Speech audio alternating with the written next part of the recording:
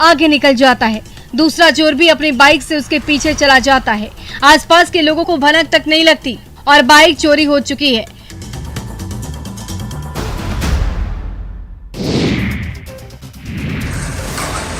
गिरिडीह में 4 अवैध crusher plant को खनन विभाग की ओर से बुलडोजर के जरिए ध्वस्त कर दिया गया। टास्क फोर्स की ओर से की गई कार्रवाई का खनन विभाग के इंस्पेक्टर ने नेतृत्व किया।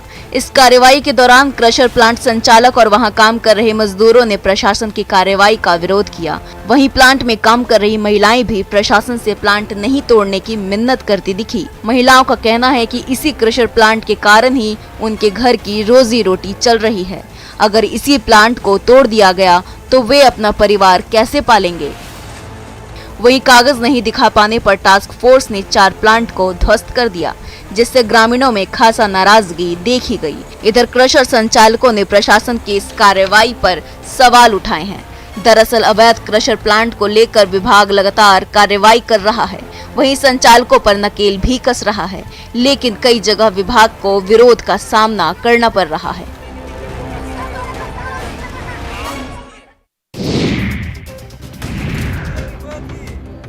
हजारीबाग के बड़कागांव प्रखंड में आज भी लोग नदी और नाले का पानी पीने को मजबूर हैं। आंगो पंचायत के आदिवासी बहुल पंचडा ग्राम के लोग शुद्ध पेयजल के लिए तरस रहे हैं। गांव में पेयजल की उचित व्यवस्था नहीं होने से वे बरसों से पानी के लिए नदी और नाले पर निर्भर हैं। हहारो नदी में चूहा खोदकर वे पानी लाते हैं, लेकिन इस दूषित पानी के सेवन से वे बीमार भी पड़ जाते हैं। गांव की महिलाओं का सारा दिन पानी लाने में ही बीत जाता है। वहीं बारिश के समय बाढ़ का पानी नदी में आ जाता है, जिससे नदी का पानी मटमैला हो जाता है। मजबूर होकर ग्रामीण नाले का पानी इस्तेमाल करते हैं।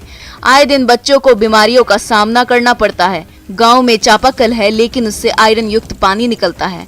वहीं एक सोलर जल मीनार भी है, जिससे पानी का रिसाव होता रहता है। ग्रामीणों का कहना है कि उन्होंने कई बार इसकी शिकायत प्रशासन से की है, पर आज किसी ने इनकी समस्या का समाधान नहीं किया।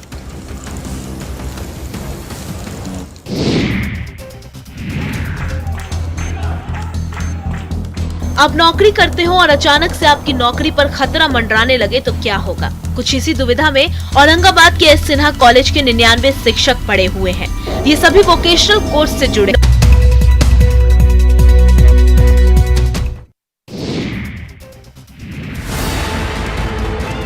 गुरु समाज के भविष्य को बताता है। अपनी सूझबूझ और समझदारी से वो बच्चों को सही शिक्षा देता है और एक सफल इंसान बनने के गुर सिखाता है।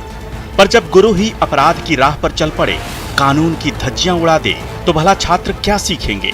अगर शिक्षक ही गोली बंदूक रखने लगे तो सोचिए छात्रों का क्या होगा। छपरा से ऐसी ही एक तस्वीर वायरल हो रही है, जिसमें टीचर्स डे के मौके पर एक शिक्षक देसी कट्टे से केक काट रहे हैं।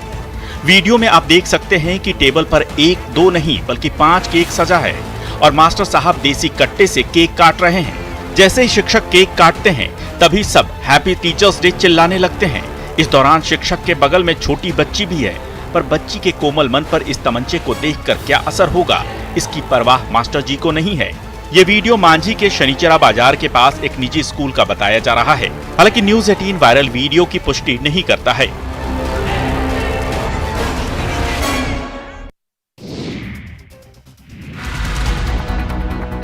जरा गौर से देखिए, पटना के कदमकुआं थाना क्षेत्र के उपाध्याय लैंड स्थित एक फैक्ट्री में अपराधी घुसते हैं और जमकर मारपीट कर 72,000 रुपए लूट कर फरार हो जाते हैं। इस दौरान लूट की पूरी घटना सीसीटीवी फुटेज में कैद हो जाती है। सकते हैं कि लगभग 6 से 7 की संख्या में अपराधी फैक्ट्री में घुसते हैं।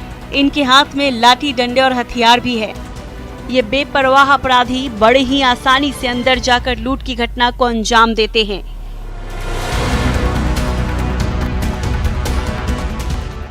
ये देखिए कैसे अपराधी वहां मौजूद लोगों पर डंडे बरसा रहे हैं और मारपीट कर रहे हैं, बेल्ट से पिटाई कर रहे हैं। अपराधी लगातार मारपीट करने के बाद वहां से फरार हो जाते हैं।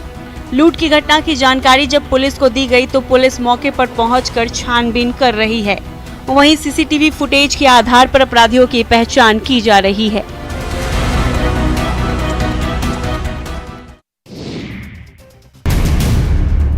हाथी पहुंचा हॉस्पिटल। जी हां, हाथी को देखकर आप ये मत समझिएगा कि ये हाथी इलाज कराने हॉस्पिटल पहुंचा है। गजराज महाशय यूं ही घूमने फिरने ही आ गए हैं और इन्हें देखकर लोगों की घिघी बंध गई है। हाथी के हॉस्पिटल में आने का वीडियो सोशल मीडिया पर जमकर वायरल हो रहा है। ये वायरल वीडियो पश्चिम बंगाल के जलपाईगुड़ी सेना अस्पताल का बताया जा रहा है, जहां पर सेना अस्पताल के गलियारों में 2 हाथी को टहलते देख लोग सदमे में आ गए। लोगों ने इसका वीडियो बनाकर सोशल मीडिया पर वायरल कर दिया। वीडियो में आप देख सकते हैं कि कैसे सेना छावनी अस्पताल के अंदर एक हाथी घूम रहा है, वहीं दूसरा हाथी एक दरवाजे की तरफ झुका हुआ है। लोग इन हाथियों को देखकर डरे हुए हैं, पर गजराज जी तो गलियारों में घूमने में मस्त हैं। इन्हें लोगों का कोई परवाह नहीं है। बताया जा रहा है कि हाथियों ने दीवारों के साथ कुछ फर्नीचर को भी क्षतिग्रस्त कर दिया है। हाथियों के अस्पताल में आने का वीडियो सोशल मीडिया पर जमकर वायरल हो रहा है। करोड़ों के कबाड़ का अवैध कारोबार पुलिस की नाक के नीचे बहुत ही आराम से फल फूल रहा है। बिना किसी कागजात और लाइसेंस के कारोबारी मस्त होकर राजस्व की चोरी कर रहे हैं। सबसे हैरान करने वाली बात तो ये है कि हर किसी को पता है कि यहाँ अवैध कबाड़ी का धंधा चलता है, लेकिन इस पर किसी का नियंत्रण नहीं है। गिरिडीह में अलग अलग जगहों पर खुले में बिना जीएसटी और बिना लाइसेंस के अवैध रूप से बड़ी बड़ी चोरी की गाड़ियों को काटा जाता है। इससे जो लोहा निकलता है उसे ये कारोबारी कोडरमा, धनबाद और देवघर जैसे जिलों में भेजकर ऊंचे दामों में बेच देते हैं। आरोप है कि इसमें पुलिस की भी मिलीभगत होती है, तभी कार्रवाई नहीं होती। यहाँ हालात ऐसे हैं कि इस कारोबार को करने के लिए न तो किसी को लाइसेंस की आवश्यकता है और न ही किसी की अनुमति। जरूरत है तो सिर्फ एक स्टॉक रजिस्टर की। स्टॉक रजिस्टर में खरीद बिक्री किए गए सामान को दर्ज कर इस धंधे को आसानी से किया जा सकता है। अवैध कारोबार करने वाले लोगों से पूछताछ करने पर ये कबूल भी करते हैं कि इनके पास किसी भी तरह का पेपर नहीं है। मुजफ्फरपुर के सकरा में 3 तलाक को लेकर चर्चाएं तेज है। बीते दिनों सकरा के रामनगर की रहने वाली तसीमा खातून ने अपने पति और ससुर पर 3 तलाक देने और हलाला करने के दबाव का आरोप लगाया था। इस मामले में सकरा थाने में बीते सप्ताह 5 लोगों के खिलाफ मामला दर्ज कर लिया गया, लेकिन मामले को लेकर पुलिस का सुस्त रवैया तसीमा को परेशान कर रहा है। पीड़िता तसीमा रो रो कर गुहार लगा रही है कि उसे जल्दी से जल्दी न्याय मिल जाए। तसीमा की मां भी इसी उम्मीद में है कि पुलिस जल्द से जल्द कार्रवाई कर उनके बेटे को न्याय दिलाए, लेकिन मामले के प्रति सकरा थाना पुलिस का सुस्त रवैया से अब सब कोई परेशान है। तसीमा का आरोप है कि आरोपी पक्ष के दबाव में थाना कुछ नहीं कर रही। हालांकि इस मामले को लेकर सीनियर एसपी जयंतकांत ने बताया कि पुलिस अपना काम कर रही है, केस दर्ज हो गया है, अब बयान लेने के बाद आगे की कार्रवाई की जाएगी। अब तक कुछ नहीं, हम जाते हैं वहाँ पे तो बोलते हैं कि डायरी नहीं तैयारी हुआ है, नहीं कुछ, मतलब कि हमारे जो लड़का वाला के जो पक्ष से है तो सकरा थाना मिले हुए हैं। ये लोग बोलते हैं कि हमारे पास पैसा है, हम सकरा थाना कीन लेंगे।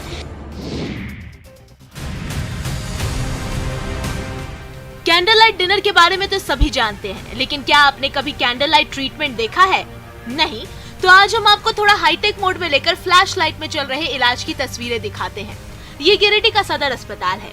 हाँ, वही सदर अस्पताल जहाँ जिले भर से मरीज अपना इलाज कराने आते हैं, लेकिन अब ऐसा लग रहा है कि इस अस्पताल को ही इलाज की जरूरत पड़ गई है। दरअसल जिले की सबसे बड़े अस्पताल में एक जनरेटर तक नहीं है। हुआ ये कि अचानक से हॉस्पिटल की बत्ती गुल हो गई, हर तरफ अंधेरा अंधेरा हो गया, लेकिन मरीज तो देखना है ना। बस क्या, डॉक्टरों ने लगाया टेक्नोलॉजी का जुगाड़ और मोबाइल की फ्लैश लाइट में ही इलाज करना शुरू कर दिया। आप देख रहे हैं कि न लाइट है और न ही पंखा चल रहा है, लेकिन इलाज वो नहीं रुकना चाहिए। अब अगर ऐसे हालातों में कुछ का कुछ इलाज हो गया फिर तो हंगामा होना तय है। अस्पताल का फ्लैश लाइट ट्रीटमेंट का ये वीडियो सोशल मीडिया पर सुर्खियां बटोरने को तैयार है। लोगों ने सदर अस्पताल की बद इंतजामी पर सवाल खड़े करने शुरू कर दिए हैं।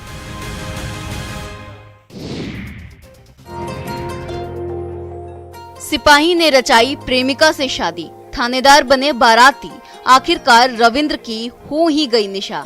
ना है बैंड बाजा और ना ही शोर शराबा, है तो बस सच्ची मोहब्बत, जिसे आज मंजिल मिल गई। दरअसल आरा की बेहिया में एक सिपाही की शादी आजकल चर्चा का विषय बनी हुई है। थाना अध्यक्ष समेत तमाम थाना स्टाफ की मौजूदगी में हुई इस शादी के गवाह इलाके के लोग भी बने और लोगों ने वर वधू को अपना आशीर्वाद दिया। बताया जा रहा है कि सिपाही रविंद्र चौधरी का अफेयर पड़ोस में रहने वाली निशा कुमारी से चल रहा था। दोनों का प्यार मिलने जुलने और फोन के जरिए परवान चढ़ता गया और उन्होंने शादी का फैसला कर लिया। ये बात निशा के घर वालों को पता चली, लेकिन निशा के घर वाले प्रेमी जोड़े की शादी के लिए राजी नहीं हुए।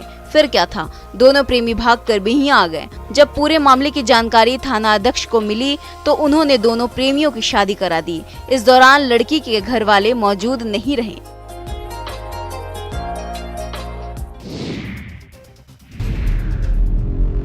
छपरा से सड़क हादसे की एक खौफनाक तस्वीर सामने आई है। जिसने भी हादसे को देखा वो दंग रह गया। ये पूरा हादसा सीसीटीवी में कैद हो गया। बताया जा रहा है कि ये घटना SH 73 पर देवरिया नहर के पास की है, जहां दो बाइक की टक्कर में 2 शख्स घायल हो गए। तस्वीरों में साफ देखा जा सकता है कि एक बाइक सवार 2 लोग अपने गंतव्य की ओर जा रहे हैं। इसी बीच वे एकाएक बहरौली गांव में जाने के लिए बाइक मोड़ देते हैं। तभी पीछे से एक तेज रफ्तार बाइक जाती है और दोनों बाइक के बीच जबरदस्त टक्कर हो जाती है। दूसरी बाइक पर सवार दोनों युवक उछलकर सड़क पर गिर जाते हैं। वहीं पहली बाइक पर सवार लोग भी घायल हो जाते हैं। बताया जा रहा है कि घायल दोनों हाजीपुर में स्वास्थ्य कर्मचारी के रूप में कार्यरत हैं। वे हाजीपुर से बाइक पर सवार होकर गोपालगंज अपने गांव जा रहे थे। घायल दोनों शख्स को इलाज के लिए निजी क्लिनिक में भर्ती कराया गया है।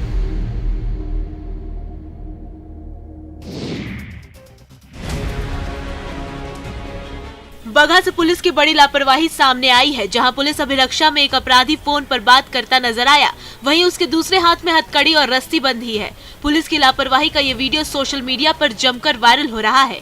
वीडियो रामनगर थाना क्षेत्र का बताया जाता है। तस्वीरों में भी साफ देखा जा सकता है कि आरोपी इम्तियाज अहमद बड़े आराम से फोन पर बात कर रहा है, वहीं उसके दूसरे हाथ में हथकड़ी लगी हुई है। फोन पर बात करते हुए अपराधी हंसते हुए फोन पर गप्पे लड़ा रहा है और फोन पर बात करते करते ही वो ऑटो में बैठ जाता है। पुलिसकर्मी ये सब देखकर भी अनजान बने हुए हैं। बताया जा रहा है कि गिरफ्तार इम्तियाज अहमद पर नगद रुपए लेकर जमीन रजिस्ट्री नहीं करने और फर्जीवाड़ा करने का आरोप है, जो रामनगर का निवासी है। आरोपी को पुलिस मेडिकल जाँच के लिए ले जा रही थी। इस दौरान ही ये लापरवाही सामने आई। आरोपी को फोन पर बात करते देख भी उसकी सुरक्षा में तैनात पुलिस अधिकारी और जवान तमाशबीन बने रहे।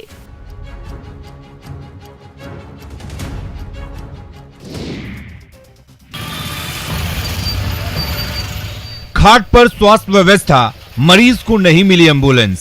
ऐसी स्वास्थ्य व्यवस्था को है इलाज की जरूरत। बक्सर से एक हैरान करने वाली तस्वीर सामने आई है, जहां एक मरीज को एम्बुलेंस तक नहीं मिल सकी। यहां स्वास्थ्य विभाग की लचर व्यवस्था देखने को मिली है। आप तस्वीरों में देख सकते हैं कि किस तरह से एक मरीज को परिजन टेम्पू पर खटिया लगाकर उस पर लाद कर तकरीबन 40 से 50 किलोमीटर की दूरी तय कर रहे हैं, जबकि मरीज के कूल्हे की हड्डी टूटी हुई है।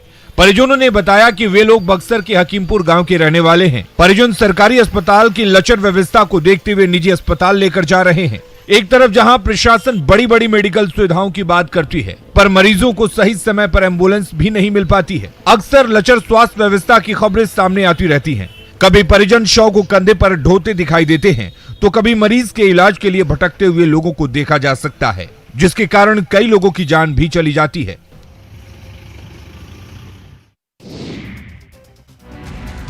मूंछों पर ताव देते तो आपने देखा होगा। अब जरा इन जनाब को देखिए जो विरोध में मूंछें कटवा रहे हैं। सासाराम में LIC कर्मियों का अनोखा प्रदर्शन देखने को मिला। दरअसल यहां जीवन बीमा निगम के हड़ताली अभिकर्ताओं ने LIC के कार्यालय के सामने अपनी अपनी मूछें काट ली। प्रदर्शन कर रहे अभिकर्ताओं का कहना है कि IRDA तमाम इंश्योरेंस कंपनी को संचालित करने वाली एक संस्था है, लेकिन काला कानून बनाकर अभिकर्ताओं का शोषण किया जा रहा है। प्रदर्शनकारी LIC कर्मियों का आरोप है कि इंश्योरेंस रेगुलेटरी के अनुसार अभिकर्ताओं के हितों पर हमला किया जा रहा है। अभिकर्ता शशि रंजन ने बताया कि लगातार कमीशन में कटौती के अलावा बोनस भी कम किया जा रहा है, जिस कारण LIC के एजेंट्स के अलावा पॉलिसी धारकों को भी समस्या हो रही है। इस दौरान प्रदर्शनकारियों ने केंद्र सरकार के खिलाफ नारेबाजी की। LIC कर्मी पिछले 1 सितंबर से अपनी 18 सूत्री मांगों को लेकर हड़ताल पर हैं। रोज सासाराम LIC कार्यालय पर प्रदर्शन किया जा रहा है। उनकी प्रमुख मांगे हैं कि बोनस और कमीशन की कटौती पर रोक लगाई जाए। इसके अलावा नए कानून को वापस लेने की मांग की जा रही है।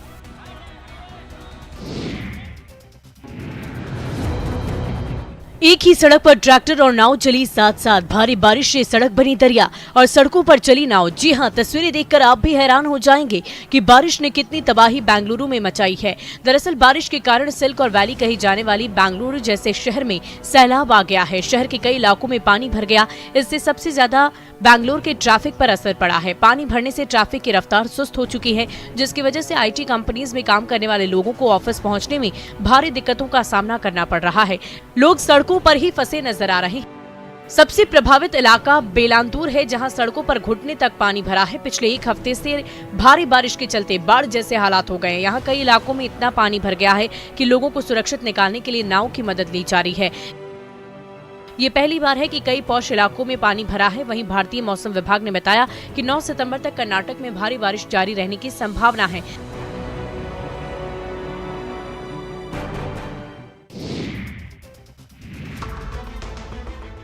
मुंगेर में पहले तो गंगा के पानी ने कहर बरपाया, लेकिन अब भी बाढ़ का पानी कम होने पर लोगों की परेशानियां कम होने का नाम नहीं ले रही हैं। जलीय जीव अब बाढ़ के पानी के कारण गांव में आ गए हैं और जल दैत्य अब किसानों के मवेशियों को अपना शिकार बना रहे हैं। वहीं बाढ़ में बहकर आए मगरमच्छ से ग्रामीण भयभीत दिख रहे हैं। बरियारपुर प्रखंड के कई इलाकों में बाढ़ का पानी घुस गया है। ऐसे में बाढ़ में बहकर आए मगरमच्छ भी गाँव तक पहुँच गए हैं। मगरमच्छ कभी आम के बगीचे में तो कभी बाढ़ के पानी में खुलेआम ग्रामीणों को दिख जा रहे हैं, जिसका ग्रामीणों ने वीडियो बनाकर वायरल भी किया है। देखिए कैसे ये मगरमच्छ आम के बगीचे में आराम फरमा रहा है तो कभी गांव के पास नदी में विचरण कर रहा है। बंगाली टोला निवासियों का कहना है कि मगरमच्छ उनके मवेशियों को अपना शिकार बना रहा है, जिससे वे काफी भयभीत हैं। गंगा तटीय इलाके में मगरमच्छ के आने से लोग अब नदी के पास जाने से कतरा रहे हैं। वहीं जिला परिषद सदस्य का कहना है कि मगरमच्छ के आने की सूचना अधिकारियों को दे दी गई है। जल्द ही इस समस्या का समाधान निकाला जाएगा।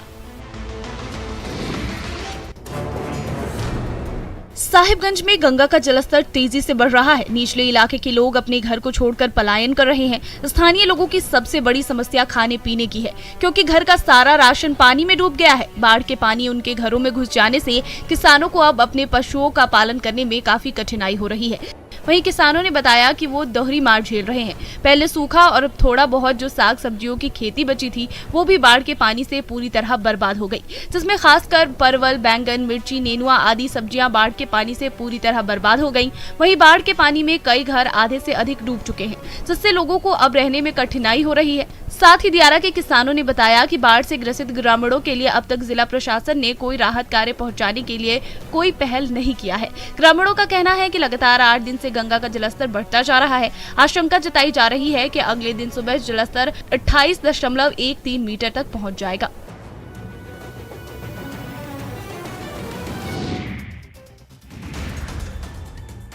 बिहार के कई जिले बाढ़ से प्रभावित हैं। कई जगह ऐसे हैं जहां स्थानीय प्रशासन की लापरवाही से भी लोगों को काफी परेशानी हो रही है। ये तस्वीरें सुपौल की हैं। यहां रात भर की बारिश ने ही नगर परिषद की पोल खोलकर रख दी। दरअसल विद्यापुर इलाके में बीती रात तेज बारिश हुई थी, लेकिन जल निकासी की व्यवस्था ऐसी कि पानी सड़क पर ही जमा रह गया। राजेंद्र नगर चौक पर 3 फीट पानी भर गया, जिससे लोगों को आवागमन में काफी परेशानी हो रही है। राजेंद्र नगर चौक पर स्कूल और कोचिंग संस्थाएं भी हैं। पढ़ने जाने वाले बच्चों को भी इस 3 फीट पानी से होकर गुजरना पड़ रहा है। वाहन चालकों को भी काफी परेशानी हो रही है। इस सब के बावजूद अब तक नगर परिषद की नींद नहीं टूटी है। कई घंटे बीत जाने के बाद भी जल निकासी के लिए कोई इंतजाम नहीं किया गया है। नगर परिषद के इस उदासीन रवैये को देखकर लोगों में काफी आक्रोश है। वे जल्द से जल्द उचित व्यवस्था करने की मांग कर रहे हैं, ताकि उनकी दिनचर्या वापस से पटरी पर आ सके।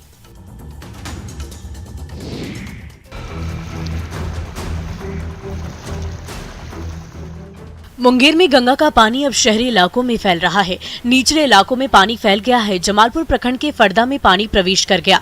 विद्यालय में बाढ़ का पानी घुस आया है। डकरा पुल काली स्थान के पास मुख्य सड़क पर पानी भर आया है। सोजी घाट स्थित डॉल्फिन पार्क भी पूरी तरह बाढ़ की चपेट में है। लोग घुटने भर पानी को पार कर आवागमन करने को विवश है। सोजी घाट का डॉल्फिन पार्क भी पूरी तरह बाढ़ के पानी में डूब चुका है। कई गाँव में पानी अभी भी 3 से 4 फीट तक है। सरकारी स्कूल को भी बाढ़ ने अपनी चपेट में ले लिया है। बरियारपुर सदर और जमालपुर की कई पंचायत पूरी तरह बाढ़ से प्रभावित है। प्रशासन की तरफ से राहत नहीं मिलने से ग्रामीणों में काफी आक्रोश है। ग्रामीणों का कहना है कि उनकी स्थिति बाढ़ से बदतर हो गई है। अब तक किसी जिम्मेदार ने उनकी सुध नहीं ली। उनके घर खेत सब बाढ़ का शिकार हो रहे हैं, पर उनके हालातों को कोई देखने वाला और ना ही समझने वाला है।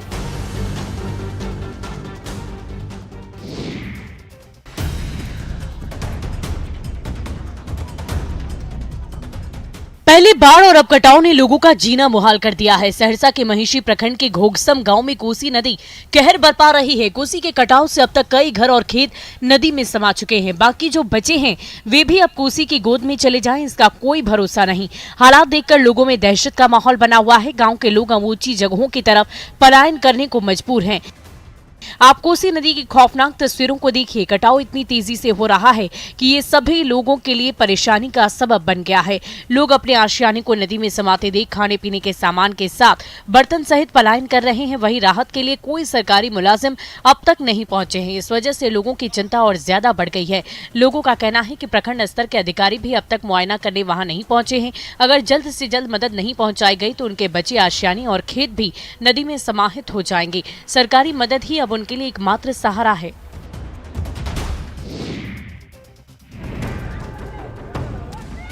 दानापुर में बाढ़ प्रभावितों की परेशानी कम होने का नाम नहीं ले रही है। जिले की 6 पंचायत और मनेर के 4 पंचायत बाढ़ से प्रभावित हैं, लेकिन राहत का कोई काम सरकार की तरफ से नहीं हो रहा है। लोग भोजन और सरकारी सुविधा मुहैया कराने की मांग कर रहे हैं।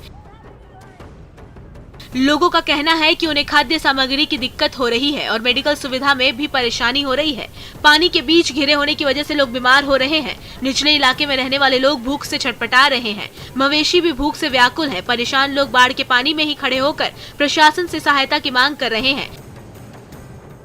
वहीं अखिल भारतीय बाढ़ पीड़ित संघर्ष मोर्चा ने कहा है, दियारा क्षेत्रों में तुरंत ही सहायता मुहैया करवाना चाहिए। पीड़ितों को भोजन और जानवरों के लिए चारा का भी वितरण करने की मांग की गई है।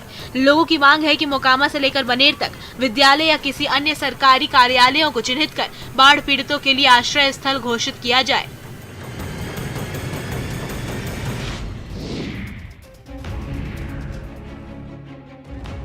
बिहार में शराब माफिया अपनी हरकतों से बाज नहीं आ रहे। दूसरे राज्यों से शराब की सप्लाई करने के चक्कर में कई बार पुलिस उन्हें पकड़ लेती है, लेकिन अगर पुलिस अपना काम कर रही है तो ये अपने काम में पीछे कैसे रह सकते हैं। इसी बीच गोपालगंज में उत्पाद विभाग की टीम ने यूपी से खपाने के लिए लाई जा रही शराब की बड़ी खेप जब्त की है।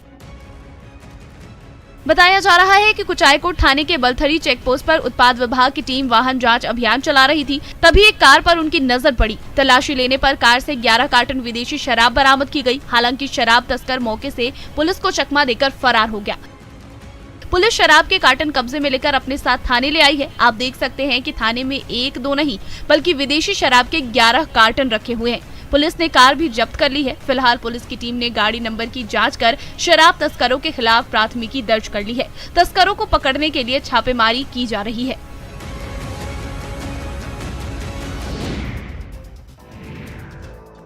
मधुबनी का कभी औद्योगिक क्षेत्र में खास पहचान हुआ करती थी।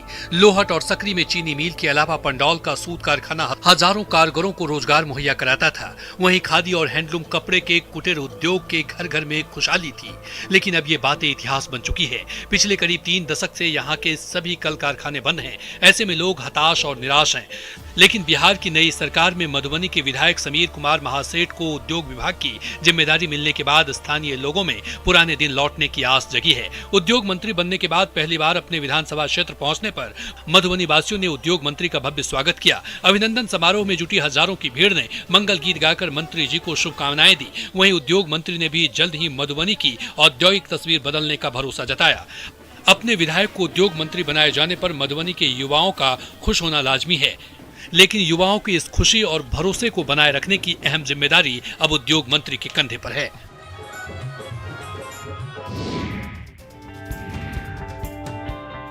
हजारीबाग शहर के लोगों के घूमने का प्रमुख स्थल हजारीबाग झील के साफ सफाई के लिए म्युनिसिपल कॉर्पोरेशन ने हार्वेस्टर मशीन मंगवाई है। इस मशीन की कीमत लगभग 2 करोड़ बताई जा रही है। विभाग के अधिकारियों का कहना है कि इस मशीन से लगातार 8 घंटे तक झील के अंदर गिरे खरपतवार, जलकुंभी, घास और पत्तों को साफ किया जा सकता है।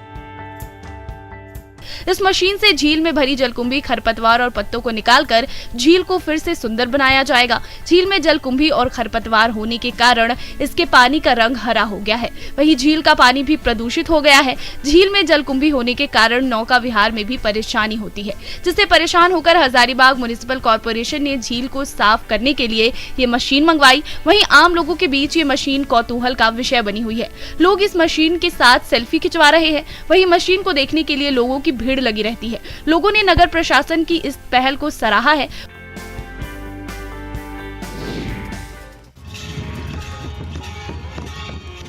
राजधानी रांची में आज सुबह से ही ट्राइबल फेस्टिवल कर्मा की रौनक देखने को मिल रही है। भाई बहन के बीच प्यार और स्नेह का ये त्योहार बड़ी ही धूमधाम और पारंपरिक तरीके से मनाया जाता है। कर्मा की पूजा शाम में होती है। घर की सफाई के साथ साथ अच्छे भोजन भी तैयार करना और ड्यूटी पर जाना आदिवासी महिलाओं की दिनचर्या में शामिल होता है। बावजूद इसके अपनी मेहनत के लिए पहचानी जाने वाली आदिवासी महिलाएं अपनी ड्यूटी पर मुस्कान के साथ नजर आती हैं। कर्मा के त्योहार के बीच रांची के एक पेट्रोल पंप पर काम कर रही आदिवासी महिलाएं अपने पारंपरिक ड्रेस के साथ नजर आईं। ट्रेडिशनल लुक में भी आदिवासी महिलाएं अपनी ड्यूटी निभा रही हैं। बड़ी ही शान और शालीनता के साथ महिलाएं साड़ी पहनकर पेट्रोल पंप पर काम कर रही हैं। इन महिलाओं का कहना है कि उन्हें अपना पारंपरिक परिधान बहुत पसंद है। ये इसे पहनकर बहुत कॉन्फिडेंट महसूस करती हैं। कहा जाता है कि कर्मा त्योहार धर्म के साथ साथ कर्म की प्रधानता को भी दिखाता है।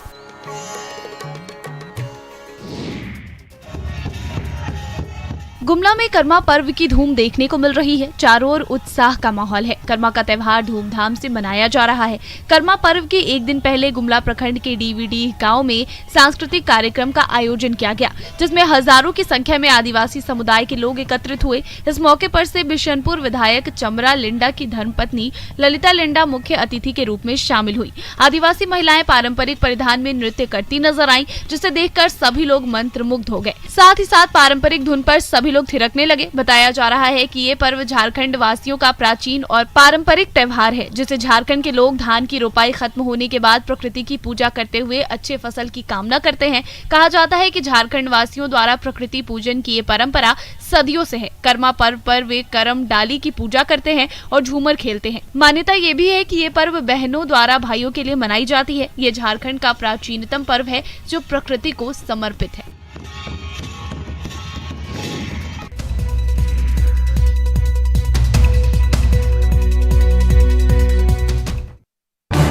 इस न्यूज हेडलाइंस के प्रायोजक पेट सफा आयुर्वेदिक जूस। पेट सफा हर रोग दफा।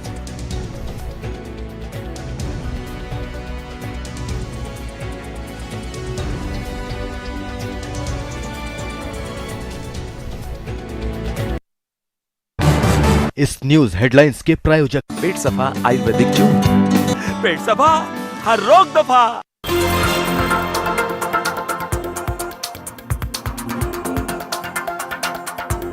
नौकरी खतरे में पड़ गई है। इसके पीछे की वजह है मगध यूनिवर्सिटी की तरफ से नए सत्र में वोकेशनल कोर्स के नामांकन पर रोक लगा देना। अब जब कोर्स ही संचालित नहीं होंगे तो ये शिक्षक कॉलेज में आखिर करेंगे भी तो क्या। हालांकि ये मामला तूल नहीं पकड़ता, लेकिन जब प्रिंसिपल रेखा कुमारी ने कुछ शिक्षकों और शिक्षकेतर कर्मियों को जबरन हटाने की कोशिश की तो शांत पड़ा यह मामला एकाएक धधक उठा। विरोध प्रदर्शन होने लगे और प्रिंसिपल पर पैसे लेकर गैर कानूनी तरीके से इन्हीं पदों पर अपने लोगों को बहाल किए जाने का आरोप लगने लगा। ये शिक्षक प्रिंसिपल को तुरंत हटाए जाने की मांग करने लगे हैं। इधर शिक्षकों के समर्थन में कई छात्र संगठन भी सामने आ गए हैं। उनका कहना है कि वो शिक्षकों के साथ ये अन्याय नहीं होने देंगे।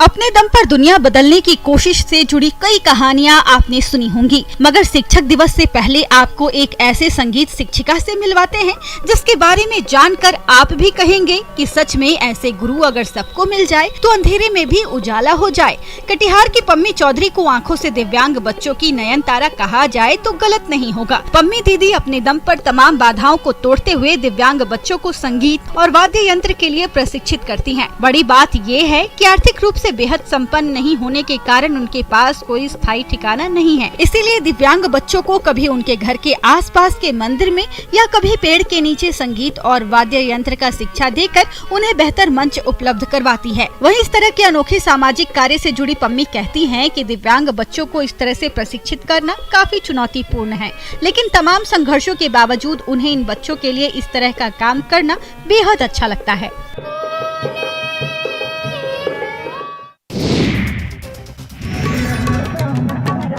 सावन का महीना खत्म हो गया, लेकिन कांवरिया अभी भी भक्ति रस में डूबे हुए हैं। इसी बीच खगड़िया में एक अनोखी कांवर यात्रा की तस्वीरें सामने आई। अगवानी गंगा घाट से 162 फीट का कांवर लेकर बिलदौर के बाबा फुलेश्वरनाथ मंदिर में जलाभिषेक करने के लिए हजारों की संख्या में कांवरिया निकल पड़े। 162 फीट के इस कांवर में भगवान शंकर के कई रूप देखने को मिले। इसके अलावा इनके कई प्रसिद्ध मंदिरों की भी झांकी देखने को मिली। कांवर ले जाते रास्ते में ये कांवरिया भक्ति गानों पर झूमते नजर आए। 75 किलोमीटर की यात्रा तय कर कांवरिया बाबा फुलेश्वरनाथ मंदिर पहुंच गए। इस दौरान चारों ओर बाबा फुलेश्वरनाथ के जयकारे से माहौल भक्तिमय हो उठा। जहां जहां से ये कांवड़ यात्रा गुजरी, भक्तों की भीड़ दर्शन को उमड़ पड़ी और हर हर महादेव के नारे लगे।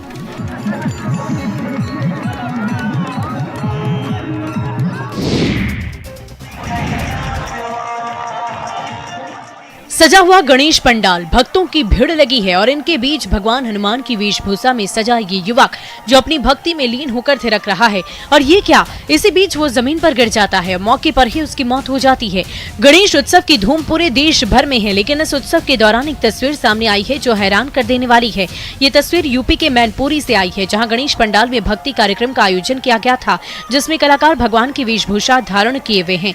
कार्यक्रम बड़े ही धूमधाम से चल रहा है, भक्ति गीत बज रहे हैं, तभी हनुमान जमीन पर गिर जाते हैं। एक पल तो लोग कुछ समझ ही नहीं पाते, लेकिन जब काफी देर तक युवक के शरीर में हरकत नहीं होती, तब कुछ लोग दौड़े जाते हैं और युवक को अस्पताल ले जाया जाता है, लेकिन डॉक्टर ने उसे मृत घोषित कर दिया। डॉक्टरों ने बताया कि युवक को हार्ट अटैक आया है और हार्ट अटैक से उसकी मौत हो गई। ये तस्वीर देखकर हर कोई चकित है। भगवान की भक्ति में डूबा युवक नाचते नाचते ही दम तोड़ देता है।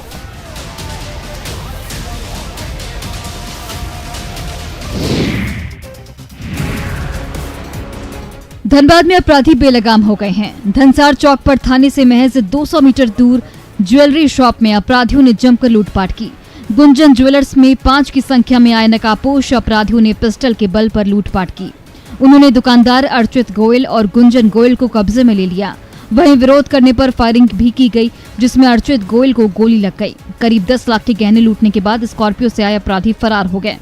लूटपाट की पूरी घटना सीसीटीवी कैमरे में कैद हो गई।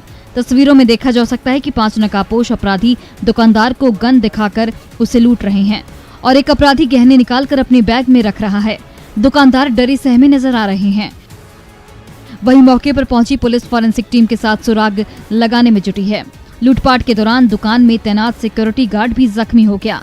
घटना के बाद दूसरे कारोबारी भी मौके पर पहुंचे और बेलगाम होते अपराध को लेकर सरकार और प्रशासन पर निशाना साधा।